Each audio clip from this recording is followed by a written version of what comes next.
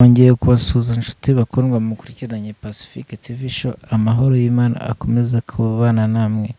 Ni iby'agaciro gakomeye cyane kuba warahisemo gukurikirana Pacifique TV show, kandi ni iby'agaciro gakomeye cyane kuba warakanze subscribe, kandi ni iby'agaciro gakomeye cyane kuba udahwema kudukurikira ku biganiro tugenda tukugezaho umunsi ku wundi.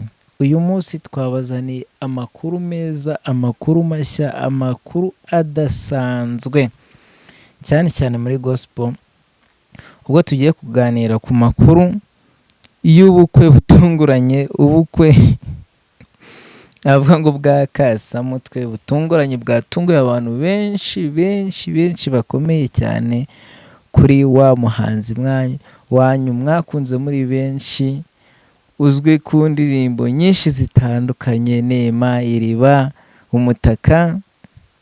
Ngira ngo nkimara kuvuga ibyo ngibyo mwatangiye kumumenya. Uwo nta wundi ni Ishimwe Vestina. Ishimwe Vestina rero akaba mwaramumenye kuri Dorcas na Vestina, kuko ari abana babiri bavukana baririmba indirimbo ziramya zihimbaza Imana. Uyu munsi rero amakuru atugezeho, amakuru atariho ivumbi, amakuru mashya dufite nuko umuhanzi wacu Ishimwe Vestina cyangwa se Vestina nk'uko musanzwe mubizi, yakoze ikintu twakwita nka mariage civile cyangwa se yakoze umurenge.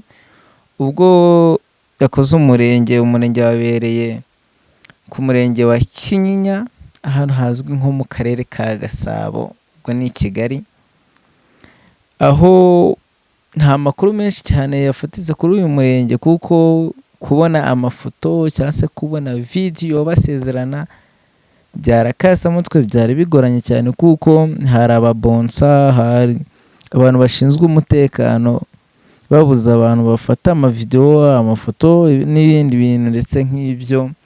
Ubwo yo Ishimwe Vestina, amakuru twamenye nuko uyu mukunzi basezeranye bamaranye igihe kigera mu myaka 3, bakaba baratangiye gukundana cyangwa se guteretana, Vestina akiri umunyeshuri.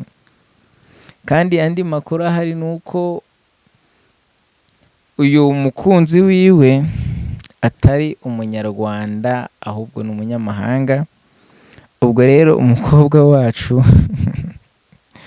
baramutwaye, twamukundaga cyane, ariko ikibazo gihari ni iki?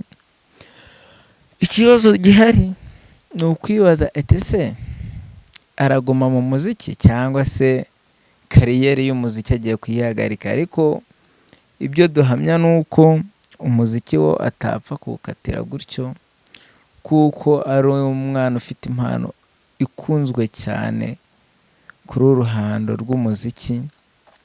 Kandi andi makuru ahari nuko umurenge wari kuba ejo, ariko bitewe na Irene akaba ariwe watumye bimura umurenge, bitewe nuko amakuru yari yatangiye gusakara ahantu hose. Urumva ibinyamakuru byari byinshi, abantu benshi babivuzeho, Isimbi iki, ibinyamakuru ni byinshi cyane pe kuri uyu munyamakuru wacu, kuri uyu mukobwa wacu dukunda cyane, Ishimwe Vestine. Ubu ngubu nawe rero akaba agiye gushinga urugo, akaba yemeye kuba umugore mu bandi bagore. Gusa by the way twishimye cyane kuko agiye gushinga urugo, kuko agiye gukora umuryango. Dukunda abaguka kandi impano niyongerwa buriya. Rero ndagushimira wowe wese wafashe uyu mwanya ugakurikirana Pacifique TV show, ugakomeza kudutera inkunga ya subscribe, like, share. Amahoro y'Imana akomeza kubana namwe. Amakuru yacu rero kuri Pacifique TV show nakagaruka, twagushishikariza no kureba ibindi biganiro n'ikiducishaho hano kuri Pacifique TV show, tugakomeza tukabana neza muri uyu mwaka mushya wa 2025. Ndakurarikira kandi nkwifuriza uyu mwaka rero wa 2025 kuzakubera umwaka w'amahirwe, umwaka w'umugisha, umwaka w'umunezero, umwaka udasanzwe. Ndabizi hari abantu bamaze guhura n'ibibazo byinshi bitandukanye, hari abantu uba usanga nyine urabizi ibyiza n'ibibi iteka turabigendana, ashobora kukubwira ati uyu mwaka wambereyemo, uyu mwaka ni umwaka w'amateka ntazigera nibagirwa, nabuze abanjye, nabuze ibintu, nabuze iki, ariko Yesu arahari kandi Imana irahari ishoboye byose.